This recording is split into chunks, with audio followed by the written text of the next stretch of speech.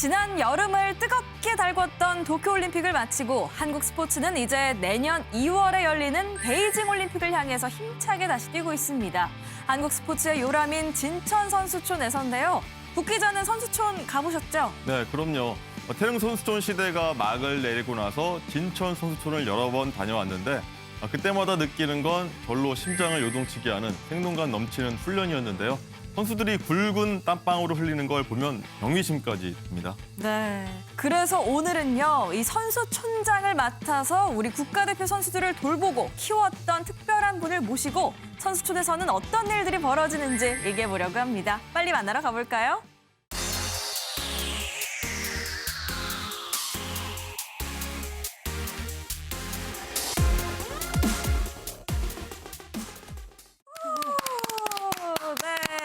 신치용 전 진천 선수촌장을 오늘 스포츠아에 모셔봤습니다. 먼저 우리 시청자분들께 인사 부탁드릴게요. 전 국가대표 선수촌장 신시용입니다. 반갑습니다. 도쿄올림픽이 끝나고 지난 8월 31일부로 선수촌장에서 퇴임을 하셨습니다. 모르는 분도 또 꽤 계시더라고요. 요즘 어떻게 지내셨습니까? 그래서 아직도 제가 선수촌장인 줄 알고 연락하는 분도 계시던데요. 네. 지금은 60년 만에 백수입니다. 백수고 60년. 취준생이고요. 그리고 뭐 산에도 다니고 친구도 만나고 배구도 TV로 가끔 보고요. 어허, 그리 네. 지내고 있습니다. 오랜만에 모처럼 마음 편하게 쉬는 시간이실 것 같은데 어떻게 백수 생활 좀 맞으시는 것 같으세요? 초등학교 들어가고 이후로는 처음 아무 하는 일이 없으니까요. 처음에는 좀 맞지가 않던데 지금은 이것도 상당히 삶을 되돌아보는 시간도 되고 편안함도 있고 또 아내한테 충성을 다하는 것도 있고 여러 가지로 재충전하는 시간이 되고 있습니다. 사위가 또 프로배구 박철우 선수이기도 하잖아요. 오랜만에 사위 경기도 좀 보시고 손녀들 재롱도 보고 하셨겠어요? 사위 경기는 봅니다만은 사위한테 뭐 경기에 대해서는 저 일제 말을 안 합니다. 그거는 옆에서 말하면 팀워크에 문제가 생기거든요.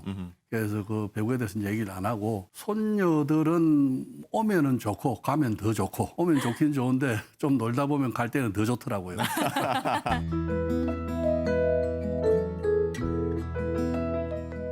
선수촌장을 2년 넘게 하셨었습니다. 진천 선수촌의 어떤 땀 냄새가 그립지는 않으십니까? 저는 땀 흘리는 거 선수들이 악착같이 훈련하는 거는 정말 좋아하고 사랑합니다. 그거는 뭐 그립기는 한데요. 네. 그래도 그 선수촌에 책임을 내리놓은 부분은 뭐 좀 후련하고요. 그다음 뭐 사람은 그 사람과 사람 관계하는 거는 그 쉽지가 않아서 여하튼 뭐 그리움, 편안함 뭐 같이 가지고 가고 있습니다. 그래서 집처럼 지냈던 곳을 떠나니까 후련하시던가요? 아니면 좀 더 미련이 남던가요? 후련도 하고 네.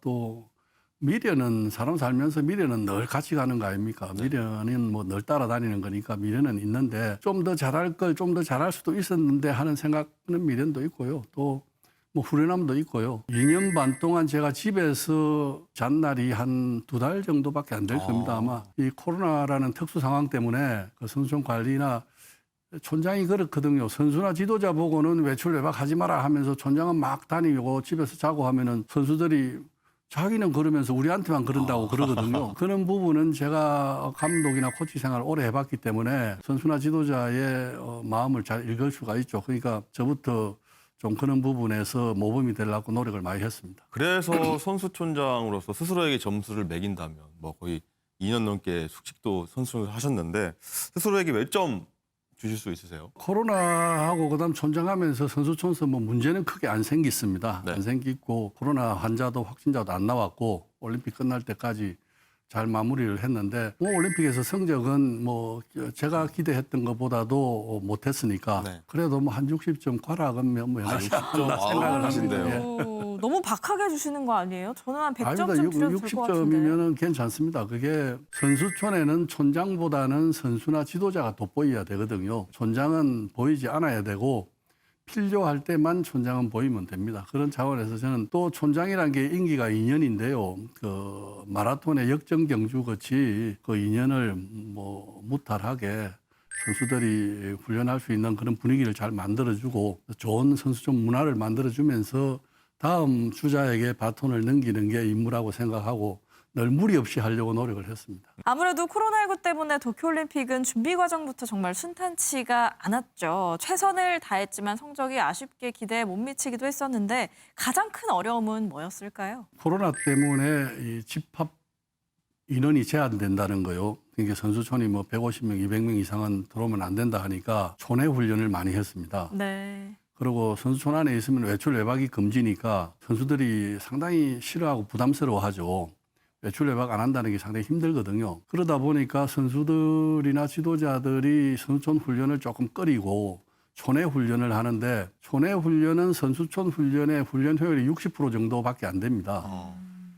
그러다 보니까 투기 종목, 특히 나이가 많은 선수들은 상당히 좀 경기력에 문제가 생기죠. 그래서 제가 한 올림픽 100일 정도 남았을 때 첫째 투기 종목, 나이 많은 선수들이 있는 종목은 촌으로 다 들어와야 된다. 그리 해야지 좋은 경기력을 만들 수 있을 거다. 올림픽이라는 게 그 기회가 자주 오는 게 아니다. 근데 그것도 뭐 들어오기, 그게 외출 외박이 안 되니까 실제 선수들이 상당히 좀 스트레스를 많이 받더라고요. 이제 그런 부분이 있었고, 그 다음 제가 제일 안타깝게 생각하는 게요. 스포츠 인권이라는 게 많이 대두가 되죠. 강훈련하고 인권하고는 다른 건데, 강훈련을 하면 그게 선수 인권을 침해하는 것 같이 되면서 지도자들이 소신 있는 지도를 못 하더라고요. 그 점은 상당히 앞으로도 과제일 거고 네. 안타깝게 생각합니다. 그건 아쉬움이 많습니다. 네, 여러 가지 어려움에도 좋은 성적을 냈던 종목들도 있습니다. 가장 뿌듯했던, 자랑스러웠던 그런 종목 선수 혹 있을까요? 뭐 메달을 많이 딴 종목이 잘한 종목이죠. 그러니까 양궁이 잘했고요. 네. 사실 펜싱이나 그 기계체조에서도 금메달을 하나 정도씩 기대를 했습니다.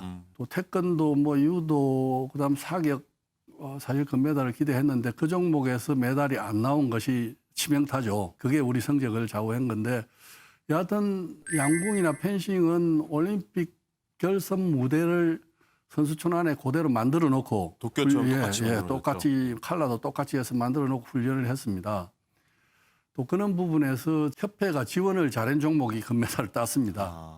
뿌린 대로 거뒀다고 저는 생각합니다. 그 훈련도 그렇고 훈련 많이 하고 열심히 하고 또 지원하고 투자하고 노력한 종목에서 메달이 나왔다 생각을 하고요. 좀 그렇지 못한 종목에서는 좀 아쉬움이 있는 거고 그게 도쿄올림픽이 우리 한국 엘리트 체육의 한 점을 찍고 다시 파리로 가리라고 생각합니다. 말씀 듣다 보니까 이런 게 궁금합니다. 그 촌장님뿐만 아니라 이제 아내, 딸, 사위까지 다 국가대표 패밀리지 않습니까? 선수촌장 맡아서 보니까 예전 국가대표 생활할 때보다 좀 많이 달라진 것들이 좀 많이 있을 것 같아요. 문화나 뭐 많이 있을 것 같은데 때는 말이야라고 할 수 있는 부분이 있을까요? 많이 달라지죠. 제가 81년도 그때 태릉 선수촌에서 제 아내를 만나서 결혼을 했습니다. 거기서. 뭐 그때하고 지금하고 뭐 연애는 다 그때나 지금 똑같겠죠. 똑같겠지만은 하여튼 그때는 지도자가 시키는 대로 거진하는 시대였고요. 네. 그리고 무리하게 강훈련도 소화하고 받아들이고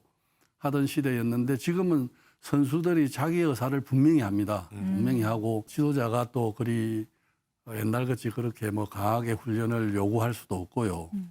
그런 부분이 첫째 제일 많이 달라지고 여하튼 또 이 선수들이 정보를 뭐 이리 얻는 거 여러 가지 먹는 거 이런 부분에서 그때 시절은 그런 정보도 없었고 그런 여러 가지가 어려웠거든요. 네. 근데 지금은 그런 어려움이 없으니까 선수들이 상당히 개방적인 그런 뭐 처신도 하지만은 또 그것 때문에 선수로서 아쉽고 이것보다는 좀 더 이러면 안 되는데 하는 부분도 많이 있더라고요. 있는데 그거를 일일이 다 얘기하기가 쉽지가 않습니다. 그러면 또 인터넷에 제가 얼마나 맞으려고요.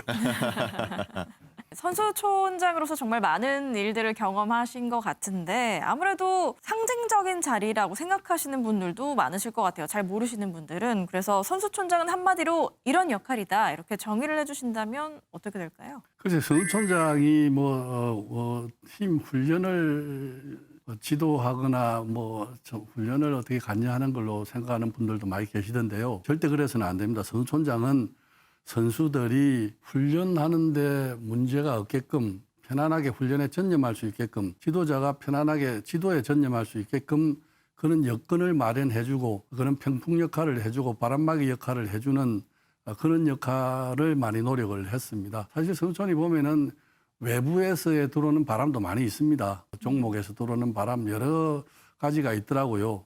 그래서 제가 그런 말도 했습니다. 지도자가 능력이 없으면 지도자를 해임을 시켜라. 그렇지 않으면 맡기으면은 지도자나 선수가 최선을 다할 수 있도록 흔들지 마라 제발. 그리 흔들면 어떻게 훈련을 하고 어떻게 지도를 하느냐 그런 얘기를 한 적이 있는데 하여튼 선수촌장은 뭐 그런 역할이라고 생각을 합니다. 선수촌장 2년 반 정도 하셨는데 아까 말씀하시기로는 2달 정도밖에 집에 안 가셨다고 했습니다.